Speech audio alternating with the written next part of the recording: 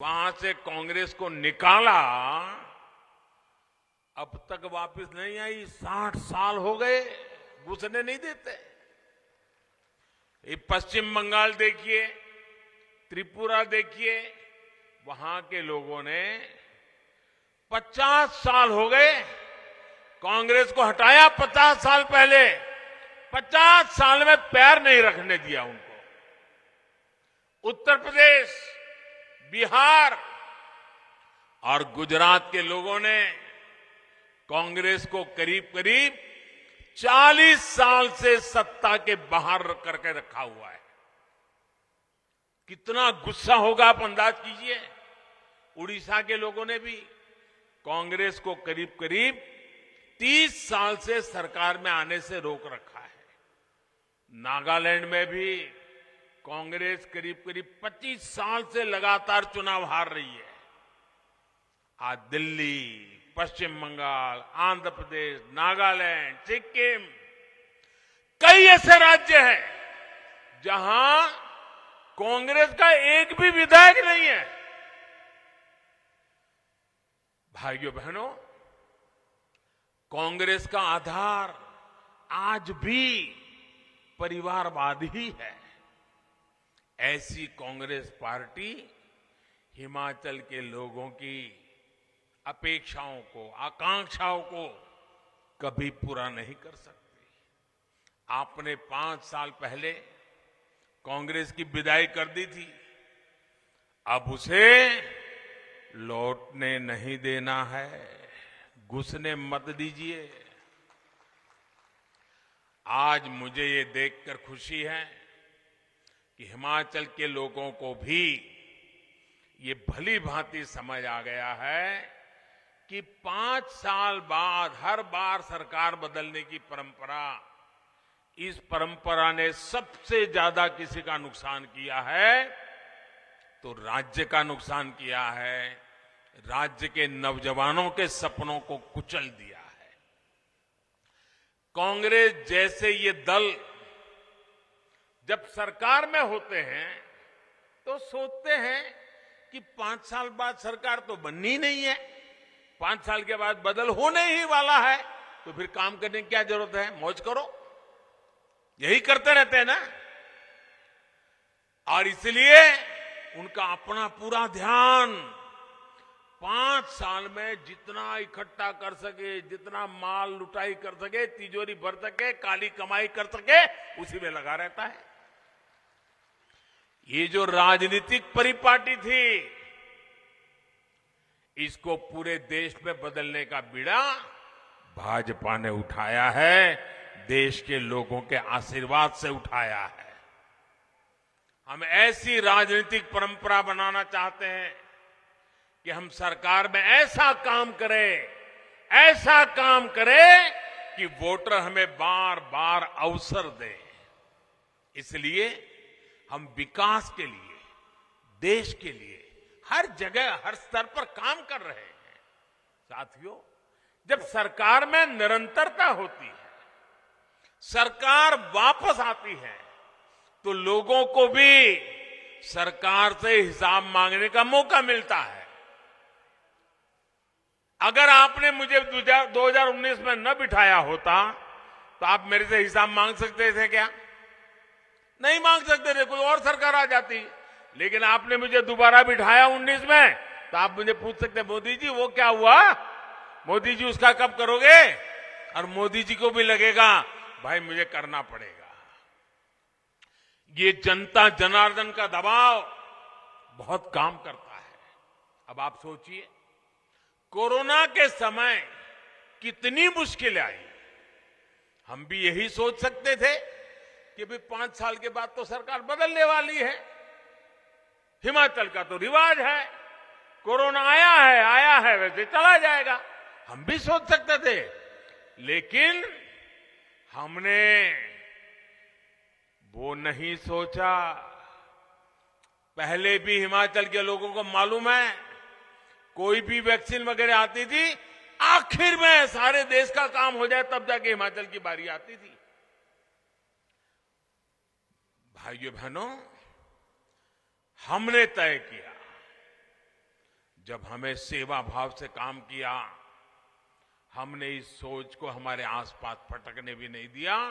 जब कोरोना आया तो हमने हिमाचल में टीकाकरण पर बहुत बल दिया। दूर दराज के इलाकों में भी हमारी सरकार पहुंची, हमारे स्वास्थ्य कर्मी गए, हमारी माताएं बहनें गई, उन्होंने लोगों को वैक्सीन लगाई और हिमाचल प्रदेश का पहला ऐसा राज्य हमारा बन गया जिसने 100% टीकाकरण पहले कर लिया। हमने ये नहीं सोचा कि 5 साल के बाद बदलते कुछ करने की जरूरत नहीं है। हमारे लिए तो यहां की एक एक जिंदगी मूल्यवान है। हिमाचल का एक एक नागरिक हमारे लिए ईश्वर का रूप है। यही हमारा काम करने का तरीका है। ऐसे ही काम के आधार पर हम भाजपा के लिए आपसे दोबारा आशीर्वाद मांग रहे हैं। और साथियों, आपको यह हमेशा याद रखना है कि हिमाचल के पास तो विकास के 2-2 इंजन है। वो कहते हैं ना, चौपड़ियां रोटियां साहेबी 2-2। इससे कैसे काम होता है ये भी मैं आपको बताता हूं। केंद्र सरकार ने उज्ज्वला योजना चलाई, हिमाचल भाजपा सरकार ने गृहिणी योजना से उसमें हजारों और बहनों को भी जोड़ दिया। केंद्र ने आयुष्मान योजना के तहत 5 लाख तक की फ्री इलाज की सुविधा दी। हिमाचल में भाजपा सरकार ने हिम केयर के तहत इसमें लाखों और साथियों को जोड़ दिया। केंद्र सरकार ने गरीब को पक्के घर देने की योजना शुरू की। 2014 से लेकर 2017 तक कांग्रेस की सरकार थी। याद रखना, ये होते हैं तो क्या होता है। मोदी दिल्ली में बैठ करके कितना ही करना चाहेगा, लेकिन अगर यहां कांग्रेस वाले बैठ गए तो कुछ भी नहीं होने देंगे। मोदी कितना ही कहे कि हिमाचल मेरा घर है, हिमाचल मेरा घर है, मुझे ये करना है, वो करना है, वो करने नहीं देंगे। और ये मैं उदाहरण से बताता हूं आपको। 2014 से लेकर 2017 दिल्ली में आपने मुझे बिठाया और यहां पर कांग्रेस की सरकार थी। हमारा निर्णय था कि हमें लोगों को पक्के घर देना है। जिसके पास पक्के घर नहीं उनको पक्के घर देना है। 2014 से 17 3 साल कांग्रेस की सरकार ने कितने घर बनाए हिमाचल में? पूरे हिमाचल में पैसे भारत सरकार दे रही है, पैसे मोदी सरकार भेज रही है। हिमाचल में सिर्फ 15 घर बनाए। 15। शर्म आए ऐसा काम है कि नहीं भाई? ये कांग्रेस वालों का रिकॉर्ड देखो। और बाद में आपने जयराम जी की सरकार बनाई और जयराम जी की सरकार बनाई, दिल्ली से मैं भी लगा रहा, हम दोनों मिल गए तो 10,000 गरीबों के लिए घर स्वीकृत हुए। 8,000 घर बन गए, 8,000 घर बन गए। अब मुझे बताइए, ये 15 घर बनाने वाले आपको चाहिए कि 8,000 घर बनाने वाले चाहिए? हिसाब समझ आता है ना भाइयों? देखिए, सबको सामाजिक सुरक्षा मिले, इसके लिए केंद्र सरकार ने पेंशन और बीमा की योजना शुरू की। हमने किसानों को, खेत मजदूरों को, छोटे दुकानदारों को 3,000 रुपये की नियमित पेंशन मिलने का रास्ता बनाया। इस भावना को हिमाचल की भाजपा सरकार ने और आगे बढ़ाया। कांग्रेस की सरकार ने पेंशन की उम्र 80 साल कर दी और उसमें भी कमाई की शर्त रखी कि इतनी कमाई होगी, 80 साल हो गए होंगे। भाजपा की हमारे सीनियर सिटीजन के प्रति कितना सम्मान का भाव है। हम भी 80 साल को आगे बढ़ा सकते थे, हमने 80 साल को आगे नहीं बढ़ाया। हमने कहा नहीं, 60 साल के बाद सीनियर सिटीजन की चिंता होनी चाहिए और हमने 60 साल की उम्र कर दी और कमाई की शर्तों को भी हटा दिया। इससे लाखों हमारे सीनियर सिटीजन्स को जो कांग्रेस वाली सूची में नहीं थे उन सबको पेंशन मिलनी शुरू हो गई। इसी प्रकार पीएम किसान सम्मान निधि के तहत हर साल हजारों रुपए छोटे किसान के बैंक खाते में जमा करते हैं।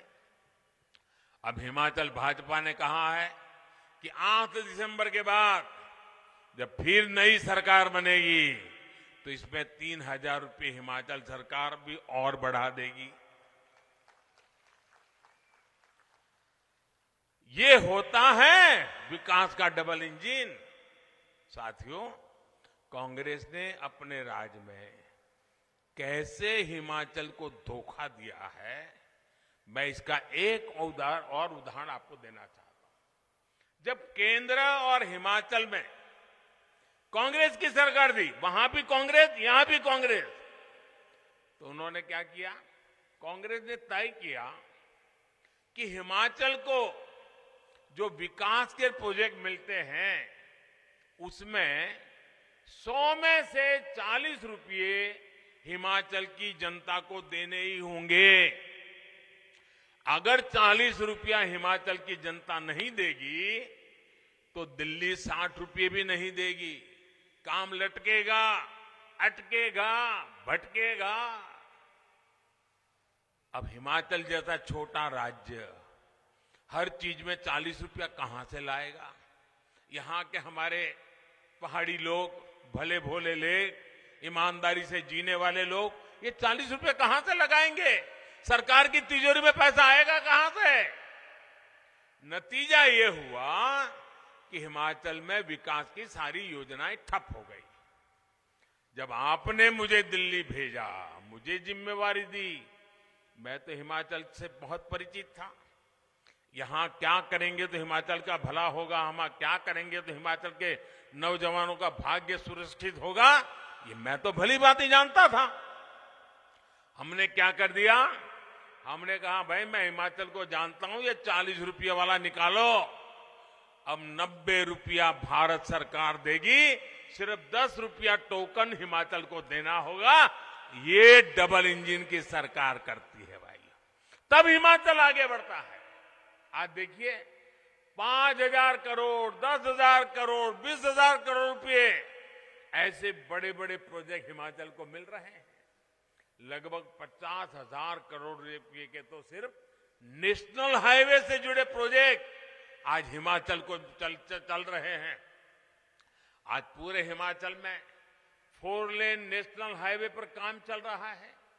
शिमला, बिलासपुर, हमीरपुर, मटौर हो, पठानकोट, पालमपुर, गगल मंडी हो, ये प्रोजेक्ट जब पूरे हो जाएंगे तो यहां आपके लिए सुविधा बढ़ेगी, टूरिज्म बढ़ेगा।